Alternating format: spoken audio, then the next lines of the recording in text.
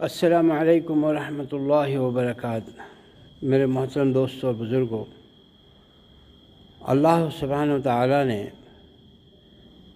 ہمیں کچھ تعلیمات نصیب فرمائی ہیں قرآن کے ذریعے سے، حدیث کے ذریعے سے۔ اس میں سے ایک بات یہ ہے کہ آج کل قرض حسنہ اور قرض لینے کے جو معاملات ہے وہ بہت اہمیت کے حامل ہے۔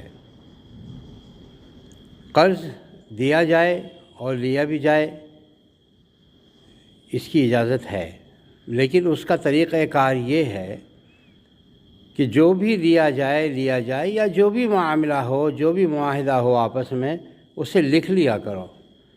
سورہ بنی اسرائیل کی ایک سورت میں یہ آیت ہے، فَلْيَكْتُبْ بَيْنَكُمْ كَاتِبٌ بِالْعَدْلِ، جو بھی لکھ لیا کرو، جو بھی لیا کرو یا جو بھی معاہدہ کر لو، اس کو لکھ لو، اور دو گواہوں کی موجودگی میں، اور لکھنے والے پر ایسا زور نہیں کرنا چاہیے کہ جس سے وہ غلط لکھے یا کچھ بڑھا چڑھا کر لکھے، بلکہ اسے آزادی دینا چاہیے اور اچھی طرح سے لکھ لینا چاہیے، کیونکہ قرض لینے کے بعد میں جب لکھتے نہیں ہیں تو آدمی کے دل میں برائی آ جاتی ہے اور پھر اس کو قرض کو وہ ہضم کر لیتا ہے، یعنی ہمارے باندرا کی زبان میں بولتے ہیں وہ اس کو ہضم کر لیا ہے۔ تو یہ جو چیز ہے نا، اسی لیے کہتے ہیں کہ جو بھی معاملہ کرو، ہم نے بھی ایک معاملہ کیا تھا لیکن ہم نے اس سے لکھ کر نہیں لیا، تو اس کے لیے بڑی ہمیں تکلیف ہو گئی۔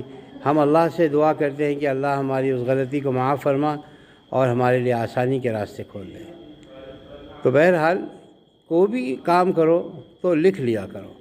لکھنے سے ایک آدمی کو برا لگتا ہے کہ بولے ارے ہمارا تو دل صاف ہے اور ہماری تو کوئی ایسی بات نہیں ہے، ہم تو آپ پہ بھروسہ کرتے ہیں۔ بھروسہ صرف اللہ کی ذات پہ کیا جا سکتا ہے اور کسی پہ بھروسہ کرنا نہیں چاہیے۔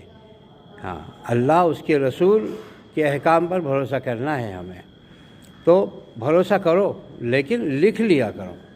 لکھنے سے، ایگریمنٹ بنانے سے دو آدمی کی گواہوں میں پھر وہ آدمی کے دل میں آتا ہے کہ نہیں، جو میں نے لکھ کر دیا ہے مجھے پورا کرنا ہے، آپ کا قرض جو آپ نے دیا وہ مل جائے گا آپ کو، اور اگر کل نہیں لکھو گے تو وہ ہضم کر لے گا، کیونکہ ہماری تعلیمات میں یہی ہے کہ لکھ لیا کرو، تو لکھ لیا کرو۔ تو اللہ سبحانہ وتعالیٰ ہماری حفاظت فرمائے، ایک دوسرے کو قرض حسنہ بھی دیں اور قرض بھی دیں۔